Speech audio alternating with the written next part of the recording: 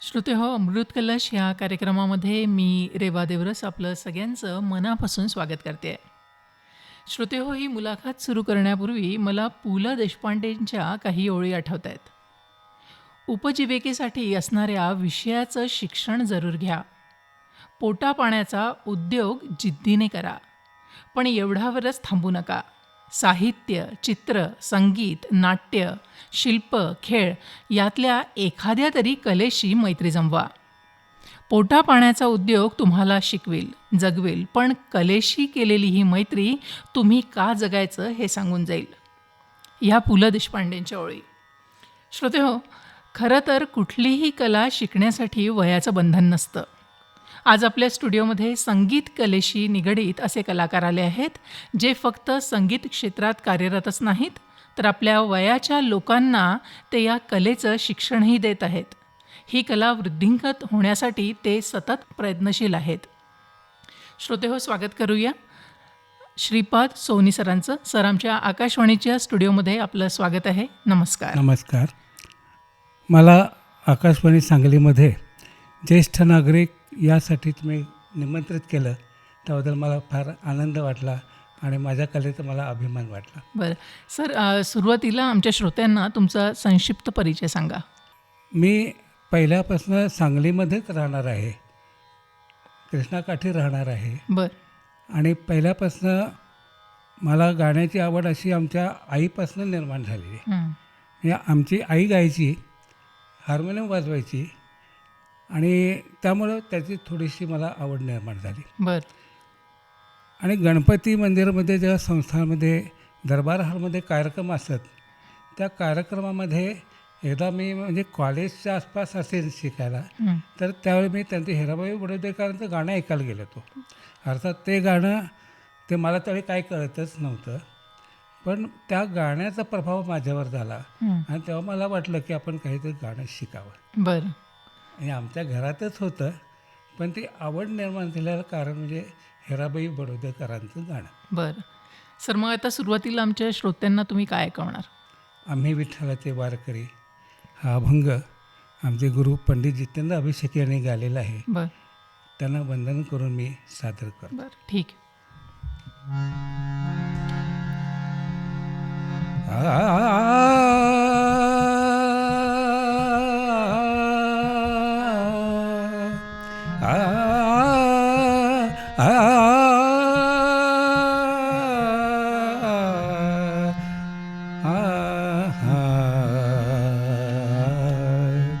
आम्ही विठ्ठलाचे वारकरी, आम्ही विठ्ठलाचे वारकरी.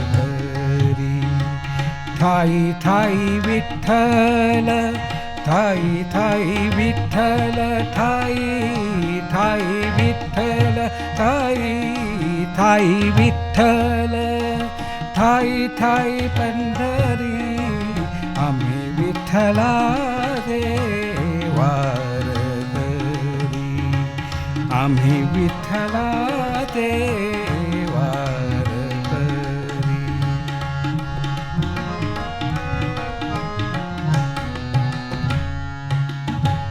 आता अंतरंग झाले पांडुरंग, आता अंतरंग, अंतरंग हे आ आ आ आता अंतरंग झाले पांडुरंग.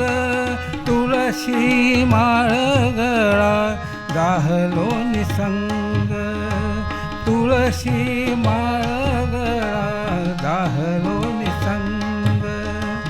डोळा चंद्रभागा, डोळा चंद्रभागा, तीर्थयंतरी. डोळा चंद्रभागा, तीर्थयंतरी. ठाई ठाई विठ्ठल, ठाई ठाई पंढरी. आम्ही विठ्ठलाचे वारकरी. आम्ही विठ्ठलाचे वारकरी.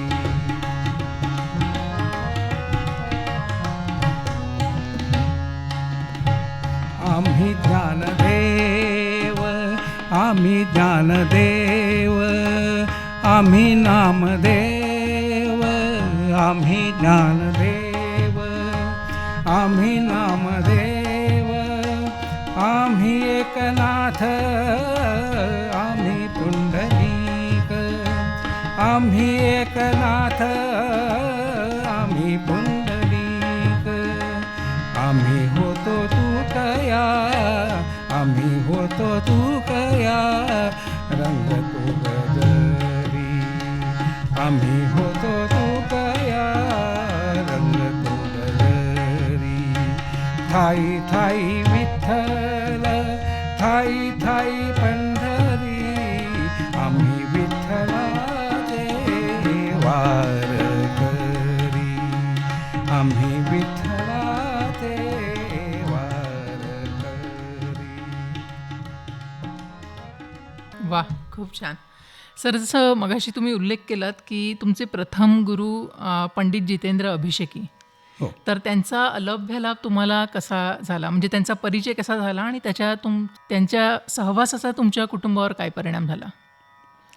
पहिल्यांदा काय झालं की जितेंद्र अभिषेकींच्याकडं मी शिकायला देणे हे कधी मला वाटलं नव्हतं. बरं. पण पंडित राजा काळे, मला ऐकून माहिती असेल, हं. बुवांचे शिष्य आहेत. तर राजा काळेने मला सांगितलं, तू बुवांच्याकडं का शिकायला येत नाहीत. हं. मी ते इथं साखर कारखान्यावर स्पर्धा होत्या, हं. तर त्याच्याबद्दल ते परीक्षक म्हणूनही आले ते, आणि त्यानिमित्त आमची गाठ पडली ती. म्हणलो मी काय करू मग बुवांच्याकडे यायचं असलं तर.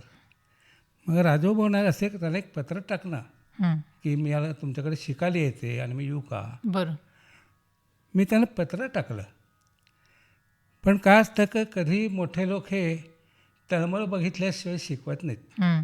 हा सगळ्यांचाच अनुभव आहे, तसाच मला. मी त्यांना पत्र पाठवलं, 5-6 महिने काही त्याचं त्याने उत्तर वगैरे पाठवलं नाही काही. हं. पण नंतर अशी एक घटना घडत गेल्या. एक मला जसं मी पुढं जातो तसं मला प्रकाश दिसायला लागला गाण्याचा, आणि आपल्या हनुमान जयंतीचा उत्सव मारुती चौकात करायला सुरुवात केली ती. बरं. तर त्यावेळी आम्ही मी सांगली बँकेत होतो, आणि बँक संपल्यानंतर आम्ही 2-4 जण घरी रोज संध्याकाळी गायला बसायचो. हं. आम्ही त्यावेळी गवळी गल्लीत राहायला होतो, आणि तिथं गायला बसल्यानंतर त्या मारुती देवळाच्याकडे ते वर्षिली ज्या गुरुवांती आली ते माझ्याबरोबर पेटील साथीला असायचे.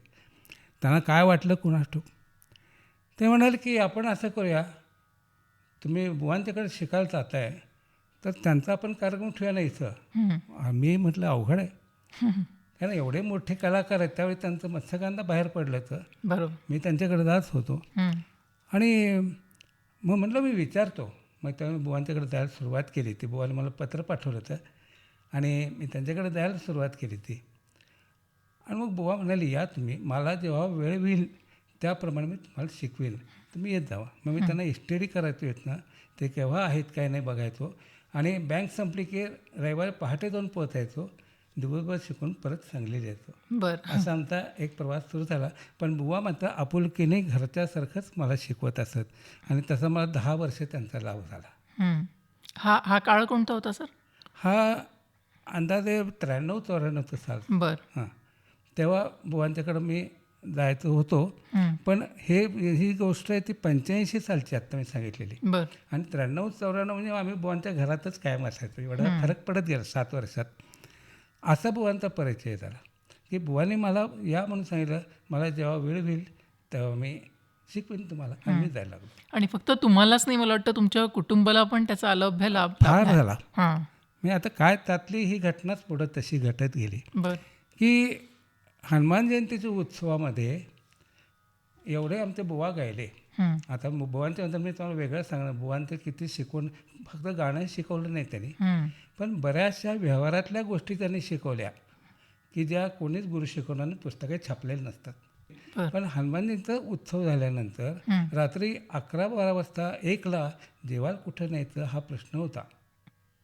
हं. मग पहिल्यांदा मी त्यांना खानावळीत घेऊन गेलो. हं. ते दत्ताच्या देवळापूर्वी एक खानावळ होते.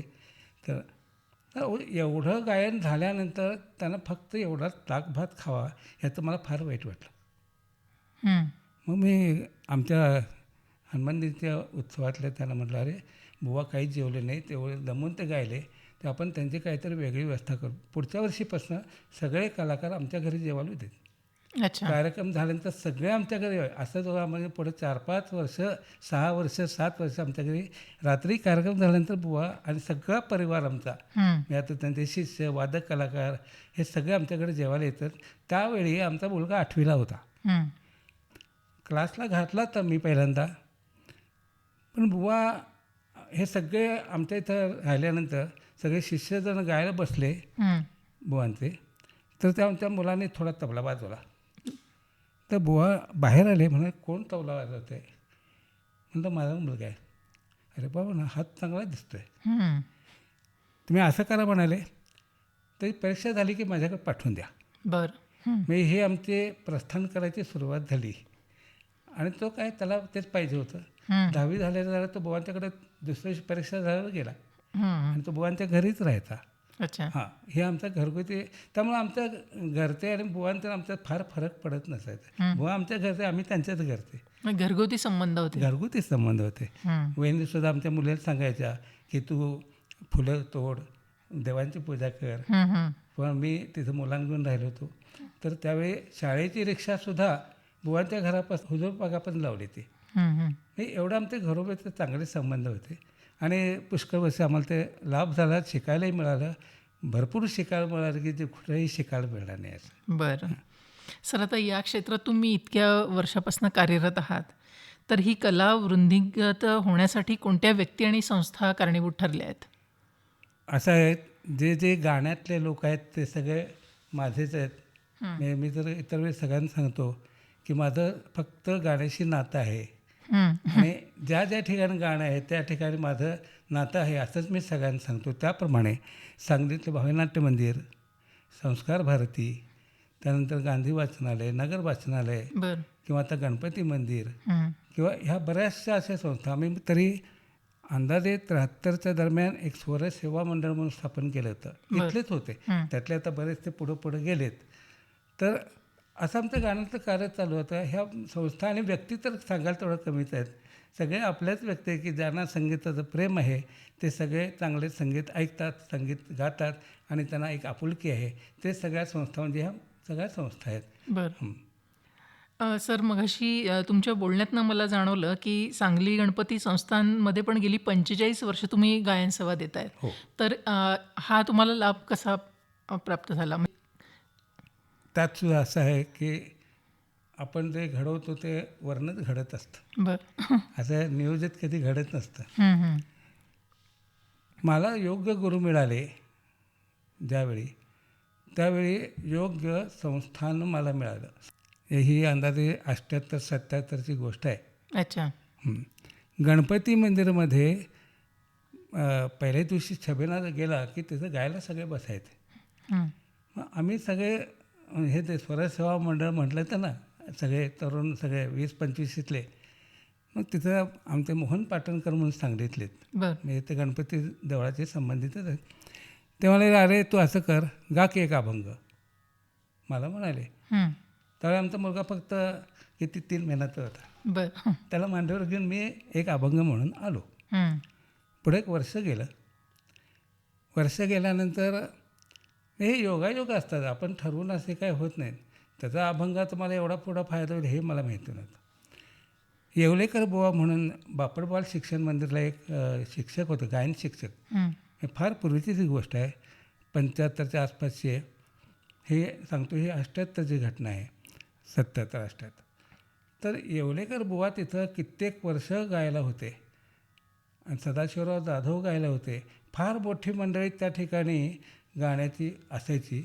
पण काय झालं की येवलेकर बुवांना अर्धांगाचा हे आला, अटॅक. त्यामुळं ते त्यावर्षी गाऊ शकणार नव्हते. बरं. पण त्यावेळी जे मोहिते बुवा म्हणून होते हार्मोनियमला बसलेले, ते माझ्या घरी आले 2 महिन्याआधी. मला म्हणाले, असं असं आहे हं. आणि आमच्या बुवांची तब्येत बरी नाही आहे, तर तुम्ही याल का गायला? हं, हं. मी म्हटलं येईन, काय हरकत नाही. आपलं सतत आमचं गाणं कित्येक वर्ष चालूच होतं. मग मी त्या वर्षी म्हणजे 77ला पहिल्यांदा गायला गेलो गणपती देवळामध्ये. हं. ज्यावेळी म्हणजे त्यावेळी माधवराव पटवर्धन होते, विजयसिंह पटवर्धनांच्या हस्ते पूजा होती, राजमाधव होत्या. त्यावेळी मी बाहेर गायत असे. मी अजूनसुद्धा ती परंपरा चालू आहे. हं. आणि त्यामध्ये 2 वर्षाने ते आमचे जे गुरु होते मारुती मंदिराचे, तेच साथीला होते. ते म्हणाले एखादं अभंग घ्या केला. अच्छा. पण अभंग घ्या म्हटलं, आतनं मला राजमातांनी निरोप पाठवला, त्यांना सांगा फक्त शास्त्रीय तिथं गायचे. हं. त्यामुळे इतकी परंपरा जी चालवत आली आहे आणि त्या गणपतीचे मला आशीर्वाद अजूनही आहेत. बरं. ज्या गोष्टी घडत नाहीत त्या गणपतीच्या कृपेने घडत गेल्या हं. आणि पुढं पुढं मला ह्यातला प्रकाश दिसत गेला. बरं. सर आता श्रोत्यांसाठी एखादं गाणं. आहे, मी आता आपलं बुवांचा मगाशी विषय झाला होता, हं. पण त्याच्या आधी मी शास्त्रीय गायन म्हटल्यानंतर बिलकुल. मी तुम्हाला एक रागधारी चीज म्हणून दाखवतो. बिलकुल चालेल.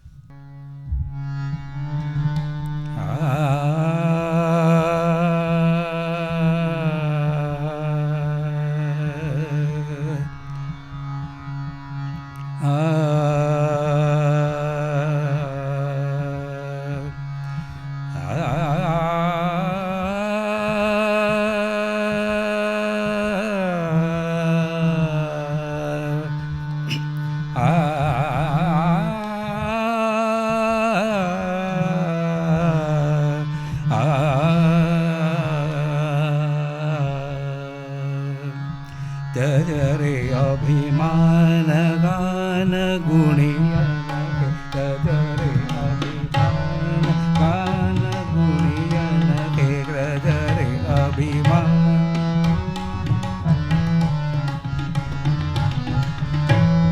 गान गुणियन के, त्यज रे अभिमान गान गुणियन के, गुण की सेवा न मानो अवमानो, गुण की सेवा न मानो अवमानो, जब रे अभिमान गान गुणियन के, त्यज रे अभिमान.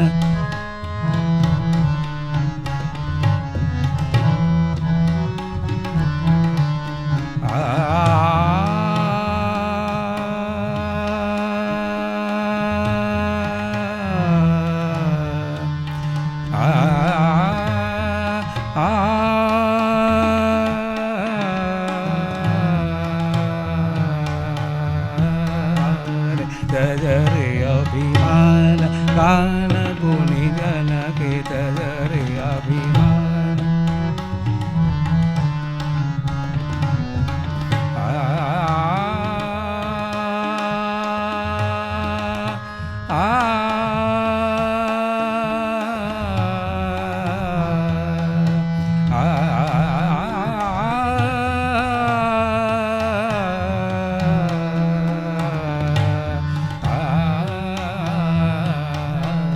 त्यज रे अभिमान गान गुणियन के, त्यज रे अभिमान. वा. सर गेले अनेक वर्षापासून तुम्ही तुमच्याच वयोगटातील लोकांना आज शिकवत आहे. हो गाणं म्हणा, तानपुरा म्हणा, हार्मोनियम. हो. तर याचा प्रवास कसा सुरू झाला? मी तसं 2006ला मुंबईवरनं इथं म्हणजे नोकरी संपली ना आलो. हं. आणि 6 नंतर मग पुढं काय करायचं, माझं गाण्याचं चालूच होतं. इथं संस्थांशी वगैरे मी जायचो, गायचो, आमची मंडळं वगैरे असायची. हं. मग इथल्याच काही लोकांनी मला सांगितलं तुम्ही शिकवत का नाही. अच्छा. म्हटलं काय आता इथं काय शिकवायचं, माझ्या परिचयातले कोण नव्हते. हं. तरी पण माझ्याकडं त्यावेळी लहान मुलं शिकायला यायची, हं. म्हणजे 2007, 8, 9 या दरम्यान. बरं. आणि मग पहिल्यांदा मी लहान मुलांना शिकवायचो, त्यांना परीक्षेला बसवायचो, तबल्याच्या परीक्षेला बसवायचो, हार्मोनियमच्या परीक्षेला आत्तापर्यंत बसवायचो. हं. पण आता कसं होतं, ती जी मुलं आहेत ती पुढं मोठी झाली आहेत, ते आता बाहेरही काहीतरी चांगलं गातात, काहीतरी करतात. अच्छा. हां, आत्तासुद्धा कॉलेजला जाणारी माझ्याकडे मागच्या वर्षी आलेली मुलं आता लॉला म्हणून जाणार म्हणून त्यांना जायला लागलं. हे असं मुलांनासुद्धा मी शिकवत होतो, परीक्षेला बसवत होतो. पण काय होतं शेवटी की त्या एजच्या लोकांना ते गाणं आवडतं. बरोबर आहे. हां, आता ह्या मुलांना कसं की अमुक सर आहे, कविता ठीक आहे अमुक, पण त्यांना ते तेवढी ती जाण म्हणा तेवढी लवकर येत नाही आणि त्यातली ओढी कमी होती आणि पुढं कालांतराने त्याच्या व्यवसायामुळं किंवा प्रापंचिक गोष्टीमुळं त्यांना ते जमत नाही. पण पुढं काय झालं की ज्येष्ठ नागरिक कसं आहे की ज्येष्ठ नागरिकच त्यांना काही आता सेवानिवृत्ती असल्यामुळे पुढं काही त्रास नाही, काही नाही. तर माझ्याकडे येणारे असे येतात की पूर्वी माझं असं राहून गेले आणि आता मी तुमच्याकडे येऊ का. हे माझ्याकडं एक 82 वर्षाच्या आजी येत होत्या शिकायला 3 वर्षापूर्वी. आता त्याने सध्या तर 82 वर्षाच्या आजी त्या कोल्हापूरला पद्मिनी राजाला इंग्लिश शिकवायला त्यावेळी होत्या. 45 वर्षापूर्वी. पण त्या म्हणाल्या आता माझं 82 वय आहे, त्यावेळी मी शिकले पण आता मला काही येत नाही, तर मी येऊ का शिकायला. मग मी त्यांनाही शिकवलं, त्याही छान शिकत गेल्या.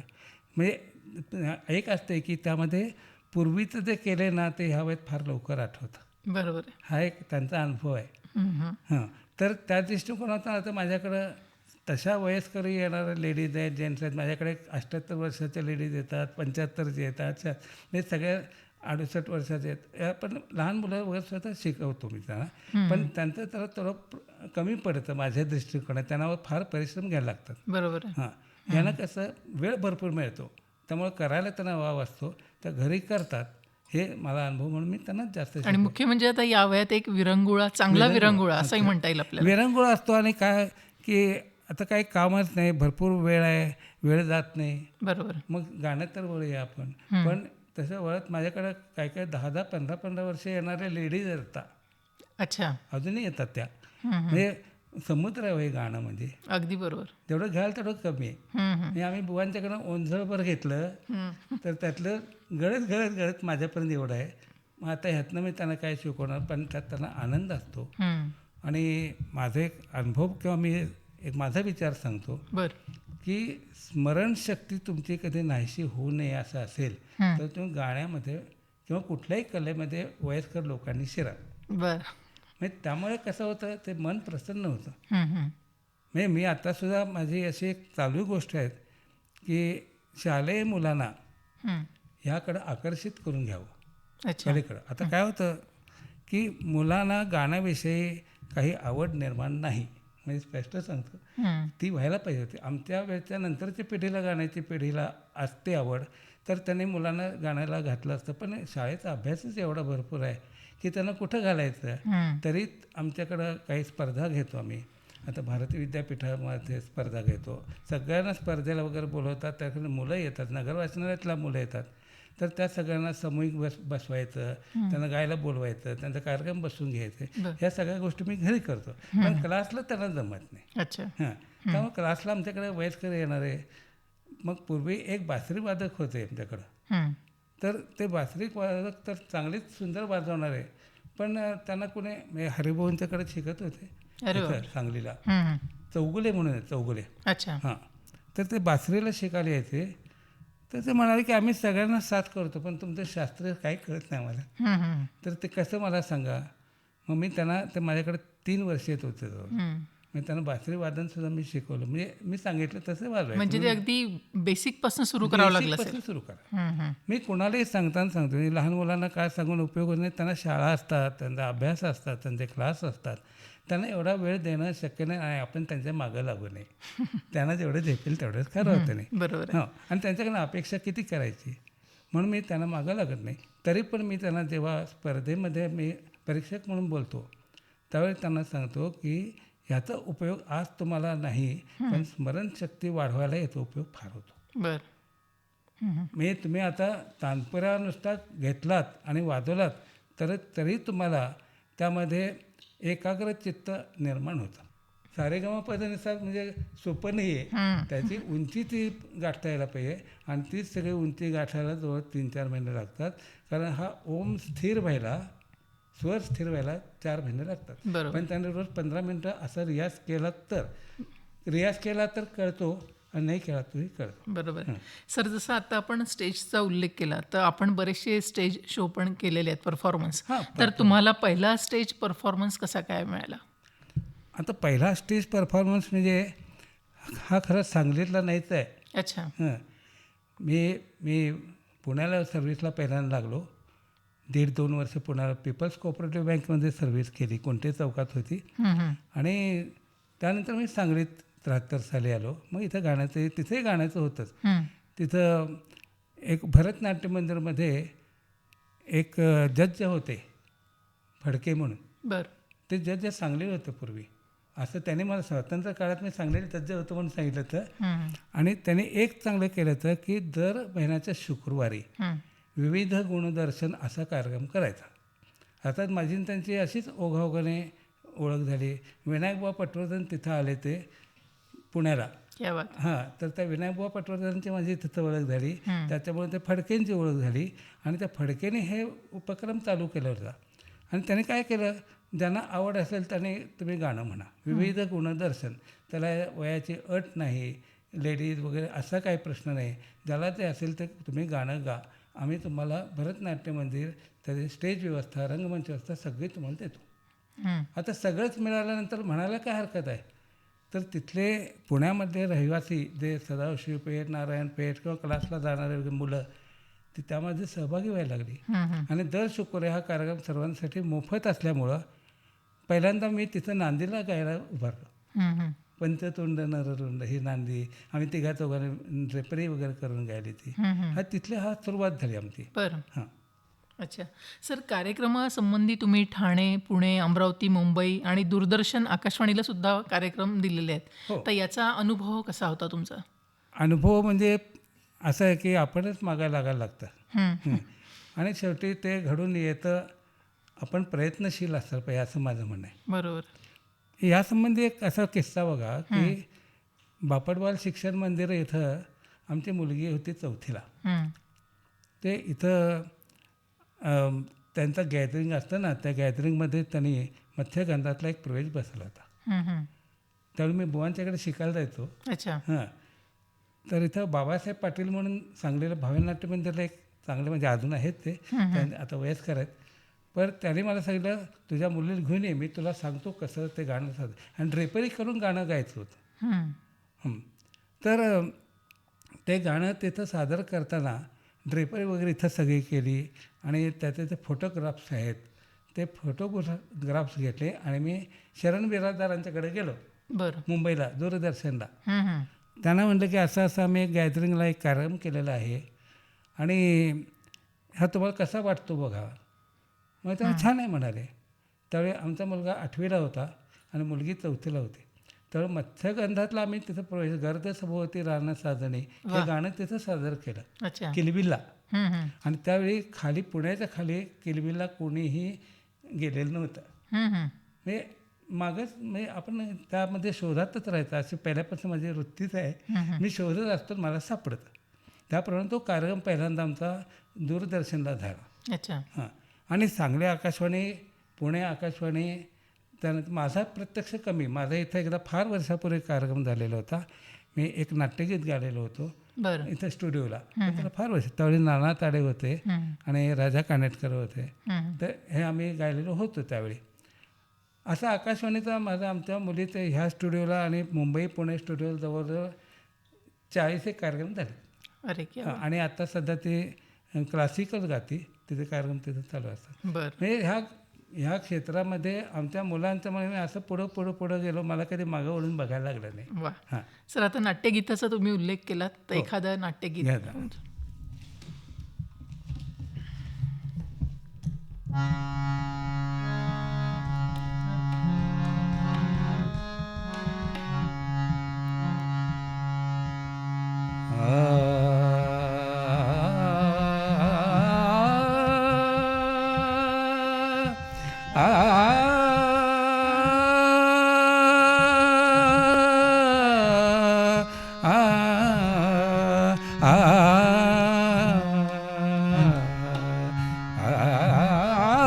यतिमन मम मानितया एकल्यान्दुपाला, यतिमन मन मानितया एकल्यान्दुपाला, यतिमन मम मानितया एकल्यान्दुपाला, आदियंत जासन से आदि अंत ज्यास नसे आदि अंत ज्यास नसे आदि अंत ज्यास नसे त्यास नातनालयती मन मम मानितया एकल्या नृपाला यती मन मम मानितया एकल्या नृपाला.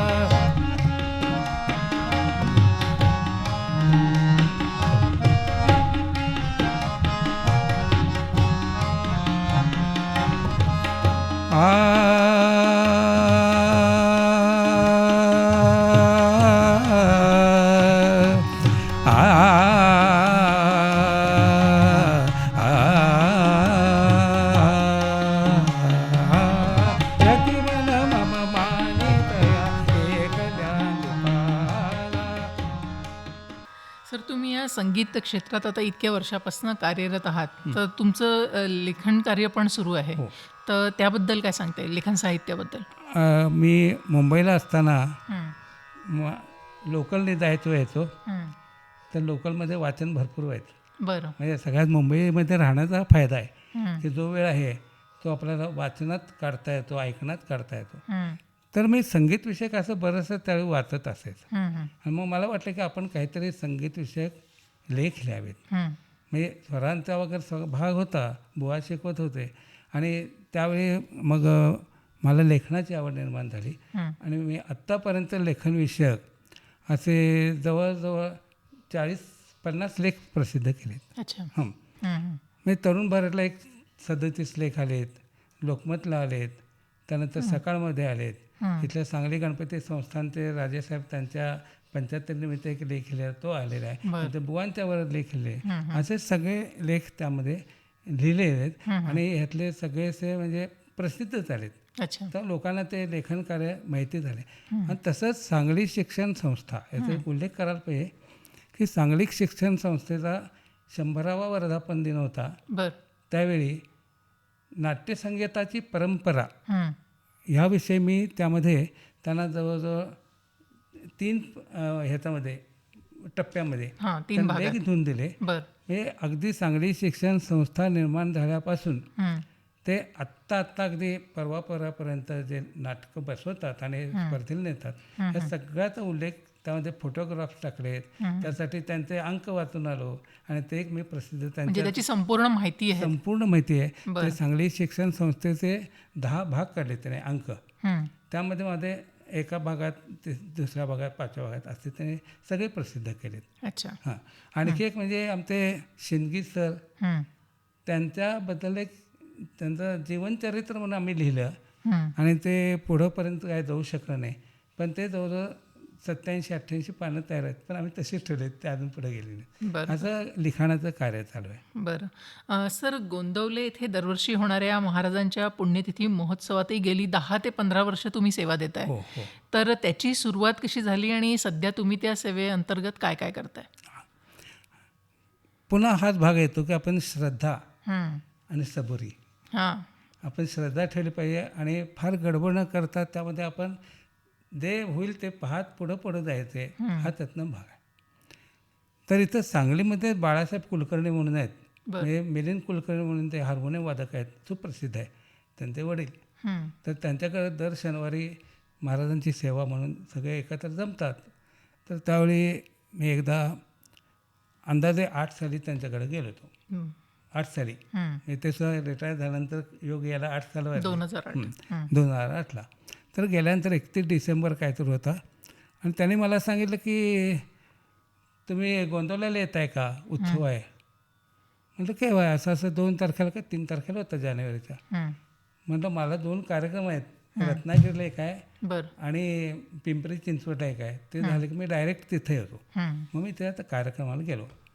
आता पुन्हा कसं असतं बघा, त्यांनी जर बोलवलं तरच आपल्याला जायला मिळतं बरं का. हं. तुम्ही म्हणाल तर जाता येत नाही, तर अडचणी येतात. हे अच्छा. अनुभव आम्ही घेतो, हां, दरवर्षी घेतो. हं, तर तिथं आम्ही जायच्या निमित्ताने ठरवलं, गेलो.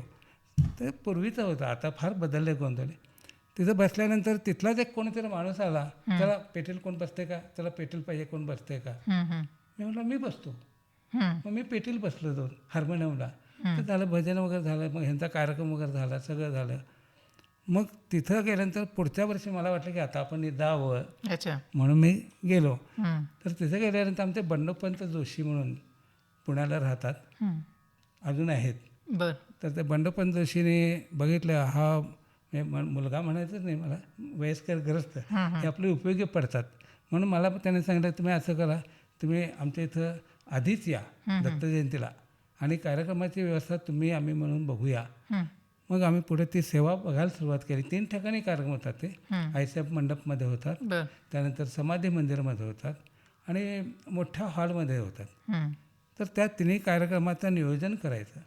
नियोजन करून त्या कार्यक्रमाला हार्मोनियमला कोण आहेत, पेटीला कोण आहेत, हे म्हणजे पेटीला, हार्मोनियमला म्हणजे आणि तबल्याला, हे सगळं आम्हीच ठरवायचं. हं. त्यापर्यंत त्यांना तिथले गाठून द्यायचे अच्छा. आणि तो कार्यक्रम व्हायचा. बरं. अजूनसुद्धा तसं करायला लागतं हं, आणि आम्ही ते करतो.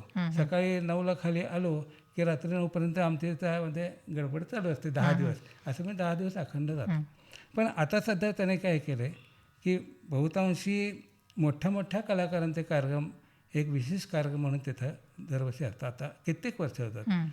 त्यामध्ये शौनक होता, त्यानंतर महेश काळे आहेत, हं. पद्मा तळवकर आहेत, सुरेश तळवकर आहेत, मंजुश्री पाटील आहेत. हं, हं. मागच्या वर्षी आमच्या मुलीचाही तिथं होता 5:30 ते 8. बरं. तो स्पेशल कार्यक्रम असतो. हं. ह्या मोठ्या लोकांचे कार्यक्रम असतात. बर. तर त्या कार्यक्रमामध्ये मला त्यांनी सांगितलं, आता तुम्ही असं करा, ही सेवा आम्ही दुसऱ्याला देतो, हं. आता सगळ्यांची ह्यांची व्यवस्था तुम्ही बघायची. बर. म्हणजे त्यांच्या गाड्या आत आल्यापासून ते बाहेर गाड्या गेटच्या बाहेर जाईपर्यंत अच्छा. त्यांच्या दर्शनाची जबाबदारी तुमच्याकडे, ही संपूर्ण जबाबदारी. सगळी जबाबदारी, अच्छा. कार्यक्रमाची जबाबदारी, अशी जबाबदारी दिली. त्यामुळे मी दरवर्षी 10 दिवस पूर्णपणे तिथं म्हणजे पहिल्यापासून जातो आणि अजून चालूच आहे. आता एक जबाबदारीचं काम आलं. जबाबदारीचं काम. आणि त्यात काय होतं हं. की त्यांच्या लक्षात आलं की ह्यांना सगळे कलाकार ओळखतात. बरोबर. मग आता असंच पोलिस पाहिजे ना, हं. ज्यांना ओळखतात तो. आणि त्याला मग ते काय शेवटी मानाचा भाग आहे. बरोबर. त्या कलाकारांनी कोणी तक्रार करता का, आम्ही तिथं गेलो ना, आमची काय व्यवस्था झाली नाही, हं. झालं असं नको व्हायला. असं म्हणून त्यांनी जबाबदारी माझ्याकडे दिली. हं. आणि ते मी माझ्या परीने गुरु महाराजांच्या कृपेने मी घडत आलेलं आहे. क्या बात. अच्छा. सर, आता अनेक ज्या संगीत स्पर्धा होतात, तर तुम्ही परीक्षक म्हणूनही तुम्हाला निमंत्रण असतं. हो. तर त्यात तुम्हाला आजपर्यंत काय काय अनुभव आलेले आहे आणि एका स्पर्धकाकडनं काय अपेक्षा करावी किंवा त्यांना समजा मार्गदर्शन करायचं आहे, तर तुम्ही काय सांगाल? आता काय होतं, स्पर्धेमध्ये भाग घ्यावा हं. हे माझं पहिल्यापासून मत आहे. बरोबर. हे मुलांनी तर घ्यावा. शालेय शिक्षणामध्ये संगीताला काहीतरी भाग पाहिजेच. आणि तो हल्ली जरा कमी असेल नसेल, तो भाग माझ्यापर्यंत काही येत नाही. पण मुलांना आवड निर्माण व्हावी हं. आणि त्या संगीतामुळे काय फायदे होतात हे कळायला पाहिजे. मनस्वास्थ्य मिळतं, एकाग्रचित्ता मिळते, वेळेचं महत्त्व कळतं, ह्या सगळ्या गोष्टी कळतात. आणि आपण दिवसाकाठी एक 10 मिनटं तरी अंतर्मुख होतो. बरोबर. हा भाग त्यातनं मुलांना कळला पाहिजे. त्याचा परिणामसुद्धा तुमच्या अभ्यासावर होतो. हं. तुम्ही जर एकाग्रचित्ताने जर अभ्यास केलात तर तुमच्या लवकर लक्षात येतं. बरोबर. म्हणजे मागं विनायक बुवा पटवर्धनांनी एक किस्सा सांगितला होता हं, हं. की त्यांचा एक विद्यार्थी होता आणि तो त्यावेळी 10वी होती काहीतरी, हं, हं. तर तो इंग्लिशमध्ये नापास यायचा. हं. मग तो 4 वेळा नापास झाला. तर तो कसं येतं तुझं, तू असं कर म्हणा, इंग्लिश वाचू नको, पहिल्यांदा तू हे ओंकार वगैरे कर, मी सांगतो तर गाण्याचं हे रियाज कर आणि मग अभ्यास कर. त्याला 65% मार्क पडले. अरे वा. म्हणजे हा त्यातनं मुलांना सांगायचा उद्देश असतो की तुमचा अभ्यासाव्यतिरिक्त एक 10 मिनटं तुम्ही त्यामध्ये काढा आणि कुठली ना कुठली कला हं, हं. ती तुम्ही जोपासा. बरोबर. मग ती तुमची खेळातली असू दे किंवा लेखनाची असू दे, वक्तृत्वाची असू दे, पण एखाद्या कलेमध्ये अभ्यासाव्यतिरिक्त तुम्ही वेळ काढा. बरोबर. मग त्या दृष्टीने मी परीक्षण करताना मुलांना हेच सांगतो हं. की तुम्ही सुरुवातीला त्यामध्ये आवड कशी निर्माण होईल ते बघा. हं. पण आवड निर्माण व्हायला पाहिजे, घरात तेच वातावरण पाहिजे. घरात ते वातावरण असण्यासाठी म्हणून घरच्यांनी काहीतरी शिकलेलं असलं पाहिजे. ते हल्ली कमी होतं, मुलं अभ्यास आणि अभ्यास असं होतं. नाही, आणि एकदा आवड निर्माण झाली की आपण त्या गोष्टीसाठी वेळ काढतो. वेळ मग काढतो बरोबर. ना, ज्याला आवड आहे त्याला सवड काढता येते. अगदी अगदी बरोबर. पण मुलंही करतात, हे मी बघितलं. स्पर्धेमध्ये चांगले भाग घेतात मुलं, त्यांच्या परीने कला सादर करतात. हं, हं. इव्हन समूहगीताच्या स्पर्धा असतात ना, त्याला सुद्धा मी जातो अच्छा. परीक्षक म्हणून गेलो. तो मी गांधी वाचनालयात जातो, नगर वाचनालयात जातो, हे आपलं भारती विद्यापीठात गेलो होतो, संस्कार भारतीमार्फत परीक्षांना गेलो. तर ह्यामध्ये मुलांच्यामध्ये एक प्रकारची स्फूर्ती असते, आपण हे करायचं आणि ते जिद्दीने करून येतात मुलं. बरोबर. त्यांना अशी संधी मिळाली ना की ते पाहिजे असते, फक्त तसं करून घेणारं कोणतं पाहिजे हा त्यात भाग असतो. पण करतात, चांगलं करतात. त्यांना मी हे सांगतो की तुम्ही कला ही आज सुरुवात केली म्हणजे उद्या त्याचं तुम्हाला फळ मिळणार नाही. नाही. ते नारळाच्या झाडागत आहे. आज तुम्ही सुरुवात केली की ते नारळाचं झाड वाढायला एक पिढी म्हणतात तशी झाड लागते, म्हणजे मग त्याचे ते नारळ पुढच्या पिढीला मिळतात. तसे तुम्ही शास्त्रीय संगीत अवघड आहे आणि कुठल्याही संगीतामध्ये जावा तुम्ही, अगदी वेस्टर्न म्युझिक जावा, नाट्यसंगीत, कव्वाली, सगळ्यात पहिलं शास्त्रीय संगीत यायला पाहिजे आणि तुम्ही त्याचा अभ्यास करा. असं मी मुलांना हेच उपदेश करतो आणि त्या दृष्टिकोनातून मुलांच्याकडे माहिती गोळा करतो. ते कुठं शिकतात, काय शिकतात आणि ती मुले चांगली म्हणतात, फक्त करून घेणार कोणतं पाहिजे. बरोबर आहे, असा माझा अनुभव आहे. बरोबर आहे. सर, आता संगीत क्षेत्रात तुम्ही इतक्या वर्षापासून कार्यरत आहात, विविध कार्यक्रम तुम्ही केले, तुम्हाला वेगवेगळ्या ठिकाणी सन्मानित पण करण्यात आलं आहे. तर त्या पुरस्कारांबद्दल आणि सन्मानाबद्दल काय सांगता येईल? पुरस्कार म्हणजे काय, पहिल्यापासून पुरस्कार असा भाग आम्हाला कधी अपेक्षित नव्हता, पण शेवटी आपण काय केलं त्याला शेवटी फळ येतच. तर मध्यंतरी देवल स्मारक मंदिरने केव्हा तरी काय तर एक नाटक बसवलं होतं, तर मी ताली द्यायला म्हणून गेलो होतो. या ती देवाने काय तर नाटक वगैरे होतं, तर त्या ताली तर त्याने लक्षात ठेवलं होतं आणि त्याने मला ह्याचा रौप्य महोत्सवी पुरस्कार त्यावेळेचा दिला. म्हणजे देवल स्मारक मंदिरने दिला आणि ते एक पुरस्कार. आणि आमचे कडणे, विजय कडणे, त्यांनी मला धन्वंतरी व रंगभूमी समाजसेवा ह्यामध्ये संगीत सेवासाठी पुरस्कार दिला. हे पुरस्कार आहेत. पण आमचे गाण्यातले ते पुरस्कार ते आमचे गोंदवलेकर महाराज, गणपती मंदिर किंवा सगळे आपले कार्यक्षेत्रातले सगळे लोक हे जे आहेत हेच मोठे पुरस्कार आहेत आणि वेगळं काय करायचं असं पण मिळतात आणि पुरस्कार काही नाही, आपण करत राहायचं एवढं. सर, आता इतक्या वर्षापासून आपण आपल्याच वयोगटातल्या वृद्धांना पण शिकवत आहे, तर या संबंधित आता भावी काळात तुमच्या योजना काय आहेत? किंवा आज समजा एक तरुण पिढी जर म्युझिक म्हणजे या संगीत क्षेत्रात जर त्यांना करिअर करायचं असेल तर त्यांना तुम्ही काय संदेश द्याल? आता यात एक गोष्ट अशी आहे की 50-60 वर्षापूर्वी संगीत या क्लासवर आयुष्य चालायचं. बरोबर. संगीत शिकून आयुष्य चालायचं म्हणजे आपण कुटुंब चालवायचो, पण आता तशी परिस्थिती राहिलेली नाही आहे. आता तुम्हाला त्याच्यासाठी झगडायला लागतं, फार कॉम्पिटिशन फार आहे आणि प्रसिद्धी आहे ती अशी शाश्वत नाही, अशाश्वत आहे. हे मी मुलांना सांगतो की तुम्ही कला म्हणून करा, त्याचा व्यवसायात काही उपयोग होणार नाही, तुमचं पोट त्याच्यावर चालणार नाही. बरोबर. तेव्हा पहिले शिक्षण, तुमचा संसार हे सांभाळून तुम्ही कला करा, हे महत्त्वाचं आहे. असं कोणीही शिक्षण न घेता किंवा असं राहू शकतच नाही. बरोबर. तर तुम्ही पहिल्यांदा शिक्षण, वेळच्या वेळी शिक्षण, वेळच्या वेळी तुमचा संसार हे करून कला करा. कलेसाठी तुम्ही प्रयत्न करा. याचं मी पूर्वी ऐकलेलं आहे की एक डॉक्टर आहेत ना, ते डॉक्टर दिवसभरातनं कार्य झाल्यानंतर रात्री 12 ते 4 पर्यंत रियाज करतात तबला.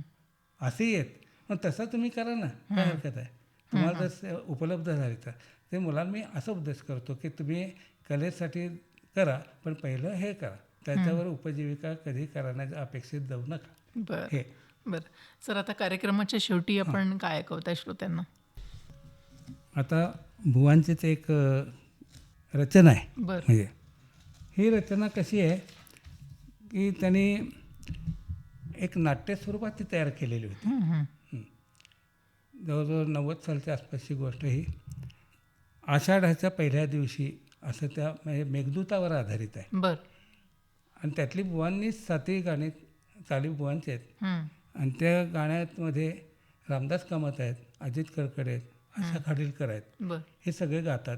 ती गाणी माझ्याकडं अनेक 2-3 कार्यक्रम जे कोणाकडे नाही ते माझ्याकडे मी ठेवले आहेत, त्यातलं एक गाणं मी सादर करतो.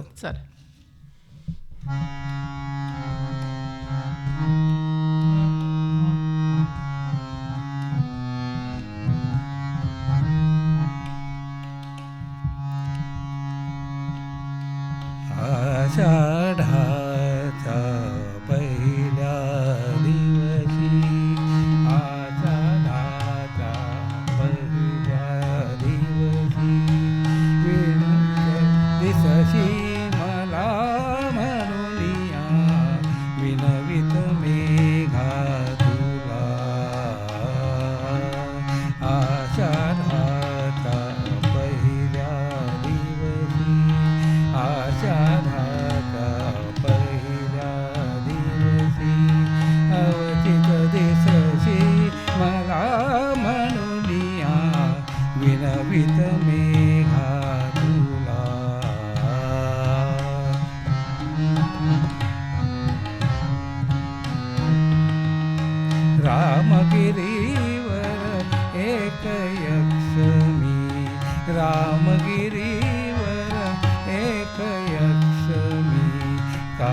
कालकंठी तू विरही कामी, कालकंठी तू विरही कामी.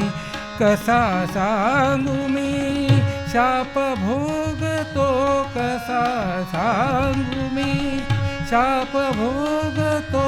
व्यथा जाळीते मला म्हणूनिया, विनवित मेघा तुला. आभाराच्या पहिल्या दिवशी. खूप सुंदर. सर, तुमच्या संगीत क्षेत्रातील कार्य अनुभव आमच्या बालमित्रांना, तरुण वर्गाला आणि ज्येष्ठ नागरिकांनाही एक प्रेरणा आणि ऊर्जा देऊन जातील अशी मी अपेक्षा करते. आज आपण इथे आलात आणि आपले अनुभव आणि गाण्यांनी या मुलाखतीची शोभा वाढवली. यासाठी सांगली आकाशवाणीतर्फे मी आपले आभार मानते. धन्यवाद. धन्यवाद.